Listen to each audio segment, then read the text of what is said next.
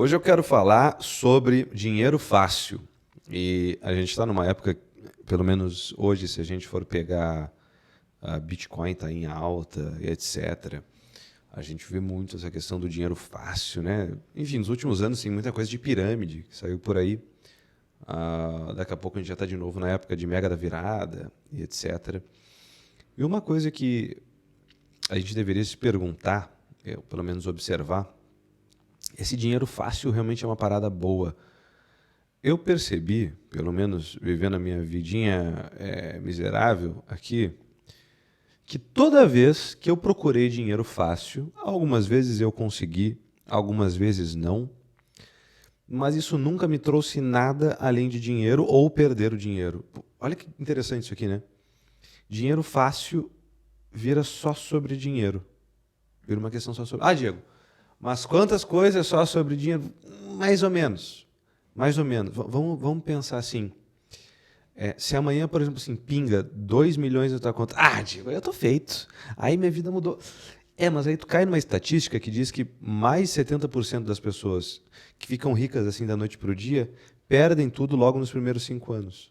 A gente vê isso com jogador de futebol que quebra, a gente vê isso com ganhador de Big Brother, a gente vê isso com cara que ganhou na loteria, a gente vê isso com herdeiro, que às vezes herda uma coisa muito grande, mas ele não tem as virtudes necessárias para conseguir manter aquilo. Ou seja, ele não dominou, como se fosse, a gente pode dizer assim, o sacrifício que precisa ter para aquilo, os hábitos necessários para conseguir dominar aquilo lá. E isso aqui é um problema, né? Isso aqui é um problema porque a prática da virtude... Vamos lá, né? Alguns hábitos que a gente acaba tendo, algumas habilidades que a gente acaba adquirindo, né? A gente leva essas potências em ato e isso viram habilidades e capacidades. Na maior parte das vezes, se eu não desenvolver a capacidade de fazer aquele dinheiro, eu não vou ter a capacidade de manter aquilo lá. É que nem se tu ganhar, por exemplo, Diego, vou te dar uma Ferrari agora para tu ter ela. Tu não vai conseguir manter em pouco tempo, tu vai ter que vendê-la, porque talvez tu não vai conseguir nem pagar o IPVA dessa Ferrari. E ao mesmo tempo, isso vai te gerar um mecanismo, porque olha só, como é que a gente vê em esquema de storytelling? Tem até um livro aqui sobre storytelling. Personagens, eles muitas vezes, o desenvolvimento de personagem, eles geralmente passam por um abismo, né? Tem que cair e depois sobe. É a famosa história do eu era um bêbado e vivia drogado e encontrei Jesus, na casa do Senhor não existe Satanás. É o tipo de história que nos atrai pra caramba. Nos atrai pra caramba por quê? Porque tem algo aqui, né? A queda do herói e a ascensão agora com novas habilidades. É isso que está nos filmes e etc, né? Por isso que foi um dos problemas até na criação do Super-Homem, né? O Super-Homem no início não existia a Kryptonita. Ele era tão maravilhoso, ele era tão poderoso, ele simplesmente recebeu aquilo do nada, sem mérito algum, que não gerava identificação com o público. E aí tiveram que fazer a Kryptonita para ele ter essas quedas e poder chegar numa analogia, numa identificação com a vida humana. Porque tudo na vida é assim, né? E isso aqui regula também o nosso estriado, o córtex pré-frontal, etc., que vai dar esse cálculo adequado da dopamina para determinadas coisas. Percebe? Se eu ganho 2 milhões, eu tenho um cérebro, vamos pensar neurocientificamente, você sabe que eu não vou por esse caminho, mas eu não tenho um cérebro capaz de administrar isso, de lidar com isso, que está treinado para lidar com isso, porque simplesmente veio da noite para o dia. Esse é o mal dos herdeiros e esse é o mal das pessoas que, como eu, como tu, talvez em algum momento está procurando dinheiro fácil, está procurando um CryptoPump, né? Eu vou investir numa criptomoeda que vai decolar, eu vou procurar a loteria, eu vou procurar algum trabalho meio, né, esquisito aqui para ganhar um dinheiro fácil. Cara, não dá certo. Não dá certo, não. Tu vai te afundar. Vai acabar com a tua vida. É isso que vai acontecer. Não é de algum modo isso quando a gente percebe situações de vício, né? O prazer que tem a usar por exemplo, sei lá, usar droga, por exemplo, né? Fazer abuso de substâncias. Eu tenho um prazer que não é proporcional ao sacrifício que eu tive que fazer ali, né? Todo prazer justo tem um sacrifício justo envolvido. a não ser que eu vou ter que pagar com alguma outra coisa. É como se fosse isso, né? Interessante. Como se no altar do prazer a gente sempre precisa sacrificar alguma coisa. Se tu não está sacrificando alguma coisa intencionalmente, tem alguma coisa oculta sendo sacrificada. Por exemplo, um prazer num bolo delicioso de chocolate, gostoso demais e tal. Cara, eu comendo aquilo lá, né, descomedidamente, sem estar, por exemplo, sacrificando aqui, eu estou indo para academia, queimar essa caloria, etc., compensando. Eu estou sacrificando a minha saúde de modo oculto.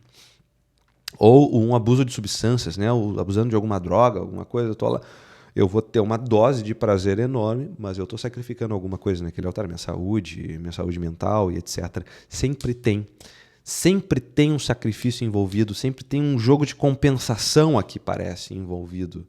Assim como a gente tem aquele ditado, né? Quem muito foi dado, muito será cobrado. Está na estrutura da própria realidade. Existe uma cobrança mediante aquilo que tu já tem, aquele prêmio de algum modo. E a gente vê isso às vezes como de modo injusto, né? A gente ganhou aquilo, mas não fez por merecer. Isso causa alguma coisa nas nossas tripas, né? Uma sensação de injustiça. Não, mas o sujeito não fez por merecer. Né? E às vezes vai se jogar para um Deus, né? Como justiceiro, aquele que vai vingar todos aqueles que foram humilhados e etc. Tá essa estrutura da justiça. O que eu quero dizer é isso, né? Não fica pautando uma busca por dinheiro fácil. Claro, tu pode buscar dinheiro inteligente, né? Dizer, o que aqui que eu vou conseguir, um trabalho que eu vou me especializar e que eu vou ganhar mais dinheiro com menos horas de trabalho. Isso não é dinheiro fácil. Mas dinheiro fácil nesse sentido de, assim, mágico. Um dinheiro mágico. Um prazer mágico. Isso ferra. Pensa o seguinte, todas aquelas conquistas que a gente se orgulha mesmo, a gente sangrou, né, para conseguir elas. Conquistas que a gente não sangrou para ter, não pega na gente, né? Alguma coisa que eu ganhei sem esforço. Não me mudou, não me transformou no final das contas. Né? É justamente isso. Isso que eu ganhei não me transformou. E no final das contas é isso aqui. Porque ainda, Diego, mas aí eu sou um herdeiro. Mas aí, Diego, eu tenho dinheiro fácil, eu consegui isso por graças a... Ótimo. Isso não é um problema, isso não é uma maldição para ti.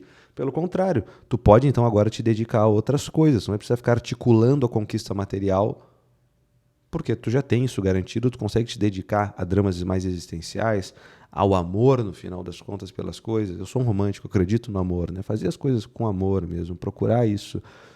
E às vezes, né, quando não tem essa garantia material, a gente tenta articular o sentido com tentar ganhar o dinheiro, o pão de cada dia aqui. A sorte sem virtude, no final das contas, só te garante um caráter frágil. É isso, né? Tu precisa olhar, dizer, eu preciso olhar para outro lugar. Para o que eu preciso olhar? Diante dessa minha circunstância, o que eu preciso olhar? Se a sorte brilhou para mim, eu devo me dedicar a outra coisa. E eu não devo querer procurar a mágica, no final das contas. Porque é isso, né? Percebe? Todo feitiço exige algo para se sacrificar, né? Se eu quero um dinheiro mágico, uma coisa, eu tenho que sacrificar alguma coisa. Tanto que a gente vê na literatura, né? Sei lá, o cara vendeu a alma para o diabo e aí virou um grande guitarrista de blues. Sempre tem alguma coisa. Simbolicamente, sempre tem um sacrifício e sempre vai custar alguma coisa, nem que seja a tua saúde mental. Não procure feitiços, não procure soluções mágicas. Isso vai acabar com a tua vida. Isso inclui pirâmide, isso inclui cursos, isso aqui inclui relacionamento. Não procure soluções mágicas. Isso vai te estragar, tá bom? Fiquem com Deus, não façam nada que eu não faria. Se inscrevam aqui no canal, curtam esse vídeo, comentem. E até amanhã. Não, acho que o vídeo está saindo a cada 2 dias agora, né? Os vídeos. Então até depois de amanhã. Fiquem com Deus. Tchau, tchau. Espero que tenham gostado.